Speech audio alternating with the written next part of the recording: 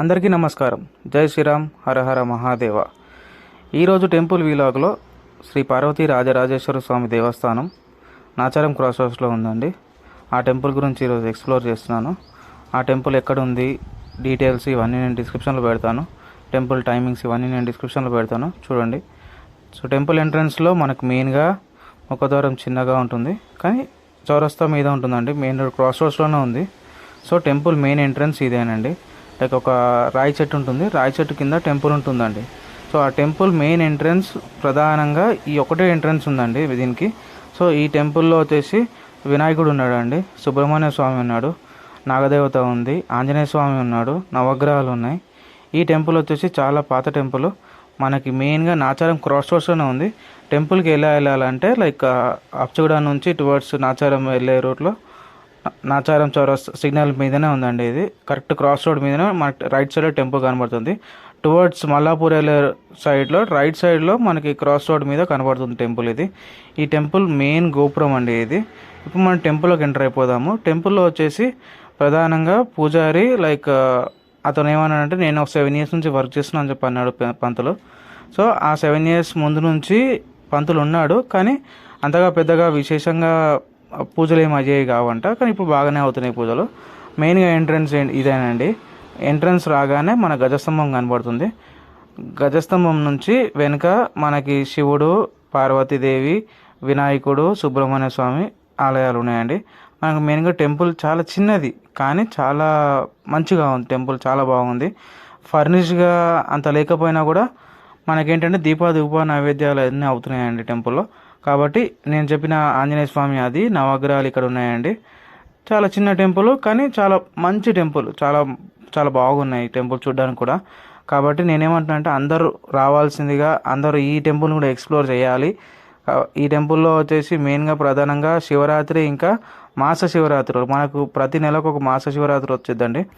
So ఆ మాస శివరాత్రికి ఇంకా ఫిబ్రవరిలో వచ్చే శివరాత్రికి చాలా విశేషంగా పూజలు అవుతాయండి. యజ్ఞాలు, యాగాలు కూడా అవుతాయండి ఇందులో. సో మనకి నవగ్రహాలు అనగా నవగ్రహాలు ఇక్కడ ఉన్నాయండి. నవగ్రహాల వెనుక చిన్నగా ఆంజనేయ స్వామి ఉన్నాడండి.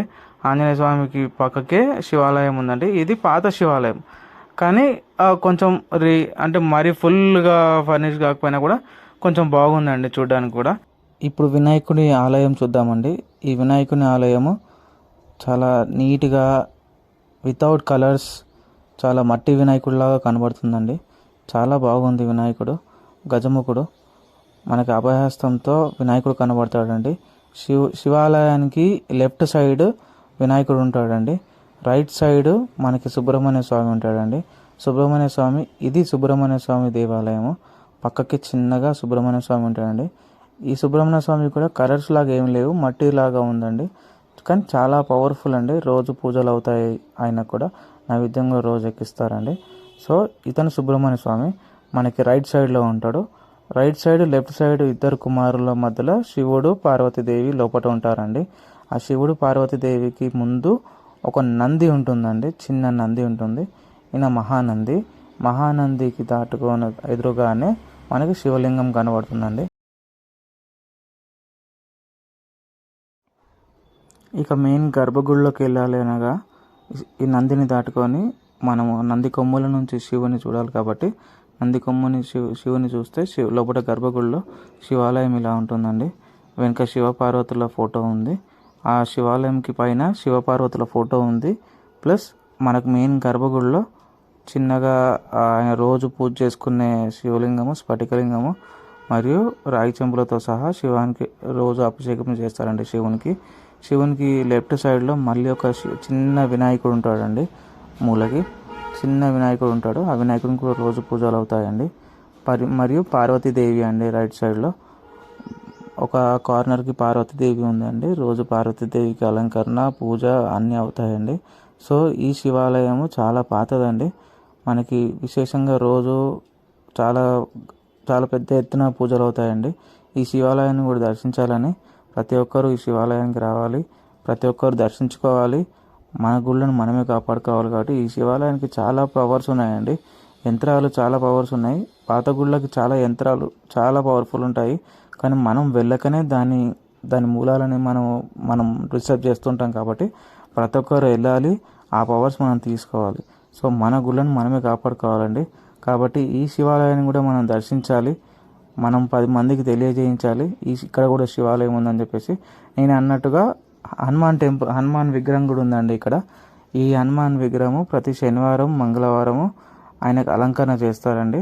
లైక్ సింధూరంతో అలంకరణ చేస్తారండి, ట్యూస్డే ఇంకా సాటర్డే రోజు. ఇక్కడ ఈ హనుమాన్ టెంపుల్లో ఈ హనుమాన్ విగ్రహం ముంగట మనము 11 సార్లు హనుమాన్ చాలీస చదివినచో మనకి విశేషంగా రాముని కృప మనకి ఉంటుందంట అండి. నేను పంతులు గారిని అడిగాను. సో అతను వచ్చేసి లైక్ మంగళవారం, శనివారము హనుమాన్ చాలీస చదవడానికి చాలామంది వస్తారంట అండి. ఇదండి ఈ టెంపుల్ వీలాగు. ఈ టెంపుల్ని కూడా అందరూ దర్శించుకోవాలని కోరుకుంటూ, లోకా సమస్త సుఖినో భవంతు, సర్వేజన సుఖినో భవంతు. ఈ ఛానల్ని ఫస్ట్ టైం చూసిన వాళ్ళందరూ ఒక లైక్, ఒక షేర్, ఒక సబ్స్క్రైబ్ చేయండి. కాబట్టి 10 మందికి తెలుస్తుంది. మన ధర్మాన్ని మనమే కాపాడుకోవాలి, మన దేవాలయాలు మనమే కాపాడుకోవాలి. జై శ్రీరామ్. హర